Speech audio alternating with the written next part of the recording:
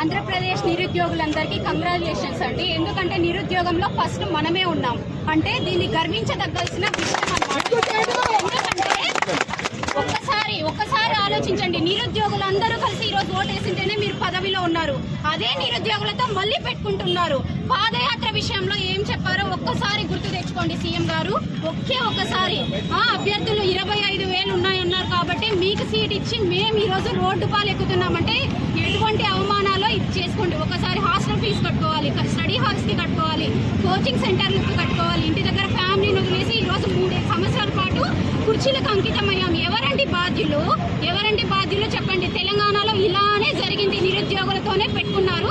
అక్కడ సీఎం పరిస్థితి ఏంటో కూడా మీరు చూసారు. సో ఇటువంటి పరిస్థితి మీరు దయచేసి తెచ్చుకోద్దండి. ఇప్పటికే అభిమానం ఉంది కాబట్టి మెగా డిఎస్సీ వేసి నిరూపించుకోండి. మేము ఏదైతే మాట ఇస్తున్నామో అది మళ్ళీ మీరు కుర్చీ ఎక్కుతారు. లేదా మెగా డిఎస్సీ వదలలేదా అదే కుర్చీ మేము తీయడానికి మేము సిద్ధంగా ఉన్నాం.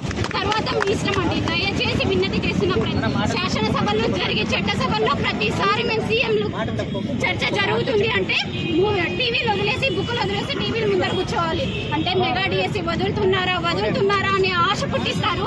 లాస్ట్కి ఏమంటారు, ఓట్లు వస్తున్నాయి, ఎన్నికలు వస్తున్నాయి. దీనికోసమేనా అంటే మేము ఓట్లు వేసింది మీకు. ఈ రోజు ఉద్యోగస్తుల్ని రోడ్డుపైకి తెప్పించారంటే మీ అంత వరెస్ట్ గవర్నమెంట్ ఇంకేది లేదండి. అదే విధంగా చెప్తున్నాను, ఎప్పుడైతే మీరు మెగా డిఎస్సీ వదులుతారో మళ్ళీ సీఎం మీరే. మెగా డిఎస్సీ వదలలేదా సీఎం మంత్రులు అందరూ తలదించుకోవాల్సిన పరిస్థితి కంపల్సరీ ఏర్పడుతుంది. ఇప్పుడు తిరుపతిలో స్టార్ట్ అయింది, నెక్స్ట్ కర్నూలు స్టార్ట్ అవుతుంది, ఇలానే అనంతపురం స్టార్ట్ అవుతుంది. ప్రతి ఒక్క జిల్లా మాకు డిఎస్సీ వేసే వరకు మేమైతే వదలమండి. Thank you.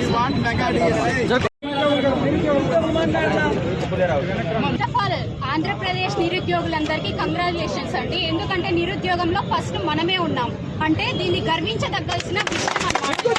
ఎందుకంటే ఒక్కసారి ఆలోచించండి, నిరుద్యోగులందరూ కలిసి ఈరోజు ఓటేసింటేనే మీరు పదవిలో ఉన్నారు. అదే నిరుద్యోగులతో మళ్ళీ పెట్టుకుంటున్నారు. పాదయాత్ర విషయంలో ఏం చెప్పారో ఒక్కసారి గుర్తు తెచ్చుకోండి సీఎం గారు.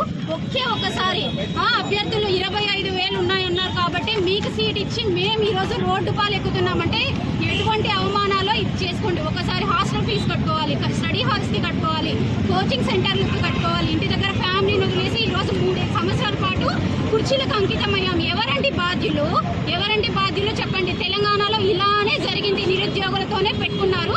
అక్కడ సీఎం పరిస్థితి ఏంటో కూడా మీరు చూసారు.